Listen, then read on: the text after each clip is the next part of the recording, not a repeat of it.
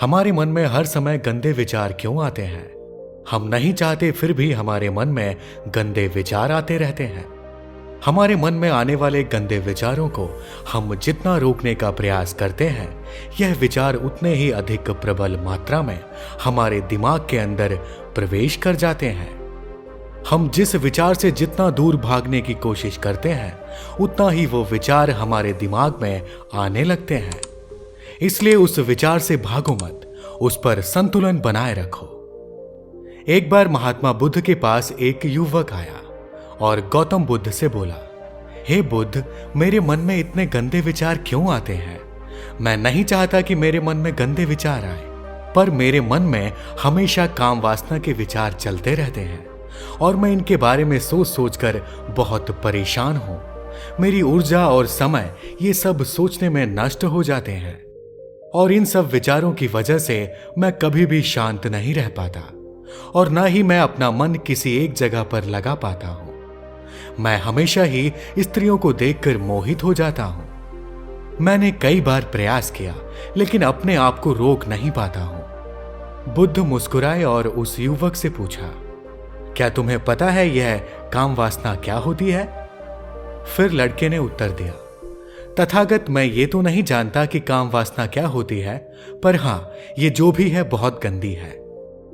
फिर महात्मा बुद्ध ने उस युवक से कहा, वासना वास्तव में इच्छा का एक विकृत रूप है और इच्छा हमारे मन की एक भावना है जो हमें किसी न किसी चीज की कमी का एहसास कराती है और फिर हम उस चीज को पाने के लिए उसकी तरफ आकर्षित हो जाते हैं। वासना कुछ और नहीं, बस एक प्रकार की मन की संतुष्टि की कमी है। युवक ने गौतम बुद्ध से कहा, बुद्ध, मुझे काम वासना का मतलब तो समझ में आ गया, पर आप मुझे यह भी बताइए कि यह उत्पन्न कहां से होती है? महात्मा बुद्ध ने कहा, काम वासना अश्लील दृश्यों को देखने, अश्लील बातों को सुनने और गंदे लोगों की संगति करने से आती है, इसलिए हमें इनसे बचना चाहिए। युवक ने महात्मा बुद्ध से फिर पूछा, महात्मा, यह काम वासना हम पर हावी क्यों हो जाती है? तब महात्मा बुद्ध ने कहा, सुनो, अब जो मैं तुम्हें बताऊंगा उसे ध्यानपूर्वक सुनना। काम वासना का सारा खेल तुम्हें समझ में आ जाएगा। तुम्हें तुम्हारे सवालों के सारे जवाब मिल जाएंगे, बस तुम्हें ध्यान से सुनकर समझना है। फिर महात्मा बुद्ध उस युवक को बताना शुरू करते हैं। एक बार की बात है, एक आश्रम में एक गुरु और उनके शिष्य रहा करते थे। शिष्य रोजाना पास स्थित एक गांव में भिक्षा लेने के लिए जाते थे। शिष्य जिस गांव में भिक्षा मांगने जाता था, उस रास्ते में एक नदी पड़ती थी। वो शिष्य रोज उस रास्ते से भिक्षा लेने जाता था। एक दिन उस शिष्य ने देखा कि एक युवक पेड़ के पीछे छुपा हुआ है। वो शिष्य उस लड़के के पास गया और उसे जाकर बोला, भाई, तुम इस पेड़ के पीछे छुपकर क्या देख रहे हो? लड़के ने कहा, अरे, तुझे नहीं दिख रहा कि मैं क्या देख रहा हूं? तब शिष्य ने नदी की तरफ देखा तो वहां पर कुछ लड़कियां नहा रही थीं। तब शिष्य ने उस लड़के से कहा, अरे भाई, वहां पर तो लड़कियां नहा रही हैं, इसमें छिपकर देखने वाली क्या बात है? तब वो लड़का शिष्य की तरफ देखकर उससे कहता है, अरे पागल, तुझे दिखाई नहीं दे रहा क्या? कैसे यह परियां नदी में नहा रही हैं? जरा उनकी अदाओं को तो देखो, उनके कोमल शरीर को तो देखो, उनके बाल उनकी कमर पर कैसे लहरा रहे हैं, मानो सुंदरता बिखरी पड़ी हो। शिष्य ने फिर नदी की तरफ देखा और इस बार वो बस देखता ही चला गया। अभी तक तो उसे कुछ भी नजर नहीं आ रहा था। वो बिल्कुल निर्भय था, उसे किसी भी बात का कोई डर नहीं था। लेकिन अब वो छिपने लगा और उन लड़कियों को ताकने लगा जैसे उसने कोई अपराध कर दिया हो। और जब वो छिपकर लड़कियों को देख रहा था, तभी वो अचानक अंदर से कांप गया और उसने कहा, यह मैं क्या कर रहा हूं? मैं जो कर रहा हूं वह सही नहीं है, मुझे यहां से चले जाना चाहिए। और फिर वो वहां से चला गया।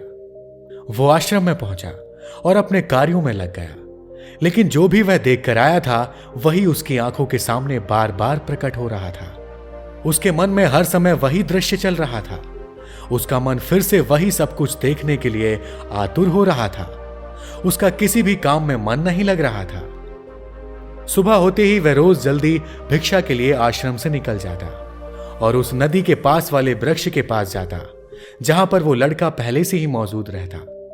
उसके साथ मिलकर वह नहाते हुए लड़कियों को छुप कर देखता। अब वो शिष्य रोज ऐसा ही करने लगा। यह उसके रोज का काम हो गया था। अब उस शिष्य का मन किसी भी काम में नहीं लगता था। वह हमेशा ही किसी न किसी प्रकार के विचार में उलझा रहता। वो आश्रम के कार्यों को ठीक ढंग से नहीं कर पा रहा था। न वो ठीक से सो पाता और ना ही वो ठीक से खाना खा पाता और ना ही किसी से नजरें मिलाकर उससे अच्छे से बात कर पाता। उसका मन हमेशा बेचैन सा रहता था। उसका मन बार बार उन लड़कियों के सौंदर्य को देखने के लिए तत्पर रहता। गुरु ने अपने इस शिष्य की हरकतों को भांप लिया था। तब एक दिन गुरु ने शिष्य को अपने पास बुलाया और कहा, आज से मैं तुम्हारे साथ भिक्षा मांगने चलूंगा। तुम और मैं दोनों साथ में भिक्षा मांगेंगे। तभी शिष्य ने गुरु को मना करते हुए बोला, नहीं गुरुदेव, आप परेशान क्यों हो रहे हैं? मैं अकेला ही ठीक से भिक्षा मांग सकता हूं। गुरु ने शिष्य से कहा, ठीक है, तुम अकेले ही भिक्षा मांगने जाओ। वहां से शिष्य तुरंत ही भिक्षा मांगने के लिए निकल गया। शिष्य के जाने के बाद गुरु भी आश्रम से निकल गए और शिष्य का पीछा करने लगे। वो देखना चाहते थे कि वो कहां जाता है, किससे मिलता है। उसके पीछे पीछे थोड़ी दूर जाने के बाद गुरु ने देखा कि उनका शिष्य एक लड़के के साथ एक पेड़ के पीछे अपराधी की तरह छुपा हुआ था और छुपकर कुछ देख रहा था। गुरु भी अपने शिष्य के पीछे जाकर खड़े हो गए। वो देखना चाहते थे कि उनका शिष्य ऐसा क्या देख रहा है जिसे देखने के लिए वो पेड़ के पीछे इस तरह से छुपा हुआ है। गुरु ने देखा कि उनका शिष्य पेड़ के पीछे छुपकर लड़कियों को देख रहा था जो कि नदी में नहा रही थीं। तभी गुरु ने शिष्य को कहा, क्या तुम लड़कियों से भी भिक्षा लोगे? अपने गुरु की आवाज सुनकर वह घबरा गया और उसके पसीने छूटने लगे। वो बहुत ज्यादा डर गया, जैसे किसी चोर को चोरी करते समय उसे रंगे हाथों पकड़ लिया गया हो। वह एक भी शब्द नहीं बोल पा रहा था। वो अपने गुरु से नजरें भी नहीं मिला पा रहा था। दूसरा लड़का जो कि साथ था वो वहां से भाग गया। गुरु ने शिष्य की तरफ देखा और कहा, मेरा शिष्य तो निर्भय था, उसे तो किसी भी चीज का डर नहीं था, लेकिन ये क्या, तुम तो डर के मारे कांप रहे हो। शिष्य ने गुरु से कहा, मुझे माफ कर दो गुरुदेव, मुझे क्षमा कर दो गुरुदेव, मेरा इसमें कोई दोष नहीं है। उस लड़के ने मुझे बहका दिया था, लेकिन आपसे मैं वादा करता हूं कि आज के बाद ऐसा कभी दोबारा नहीं करूंगा। गुरु ने शिष्य से कहा, कोई बात नहीं, इस बात पर तुम ध्यान रखना कि हम जैसी संगति करते हैं हमें वैसा ही फल प्राप्त होता है। हम जैसी संगति करते हैं हमारे मन में उसके जैसे ही विचार चलने लगते हैं।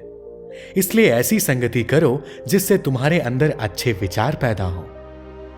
फिर गुरु और शिष्य आश्रम लौट गए और गुरु ने शिष्य को अपने पास बिठाया और बोले, तुम इस बात को समझो कि हमें किसी भी चीज को रोकना नहीं है, बस हमेशा उसमें संतुलन बनाए रखना है। हमारा जीवन संतुलन से ही चलता है। गुरु ने शिष्य से कहा, अगर मैं तुम्हें कहूं कि तुम बंदर के बारे में मत सोचो तो तुम्हारे मन में सबसे पहले किसका चित्र आएगा?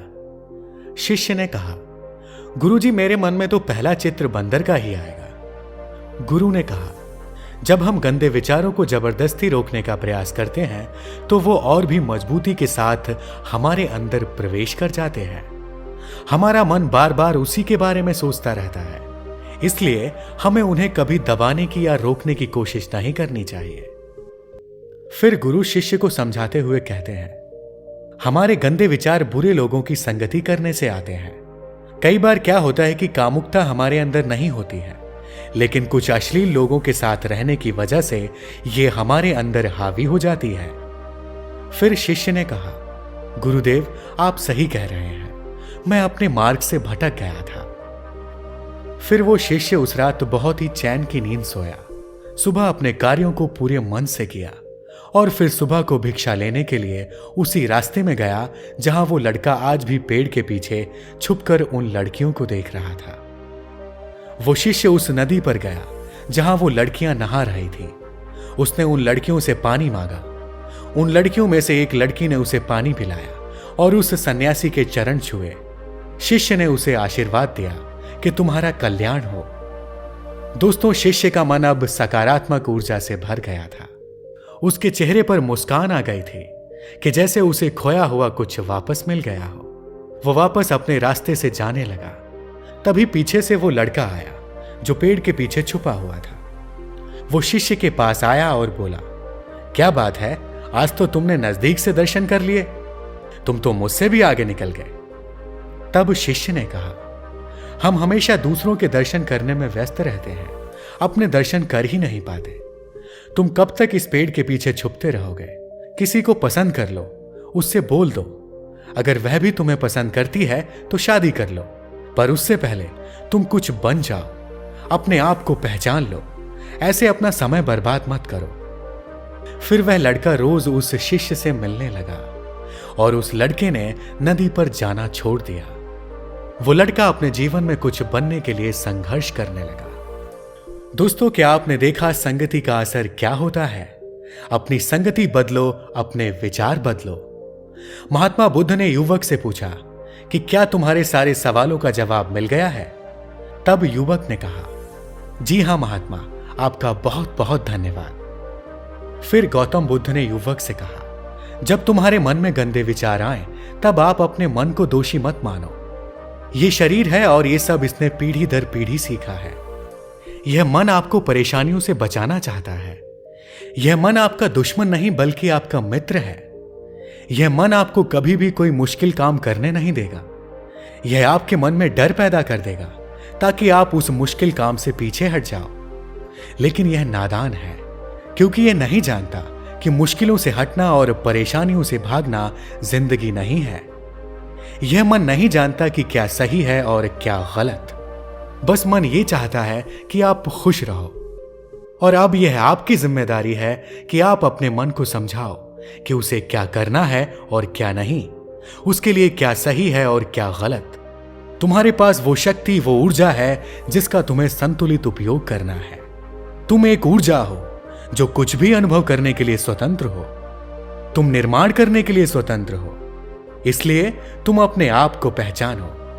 यह बोलकर महात्मा बुद्ध ने उस युवक को आशीर्वाद दिया और वो युवक वहां से खुशी खुशी चला गया। दोस्तों, आज की कहानी में फिलहाल इतना ही। वीडियो में अंत तक बने रहने के लिए आपका बहुत बहुत धन्यवाद।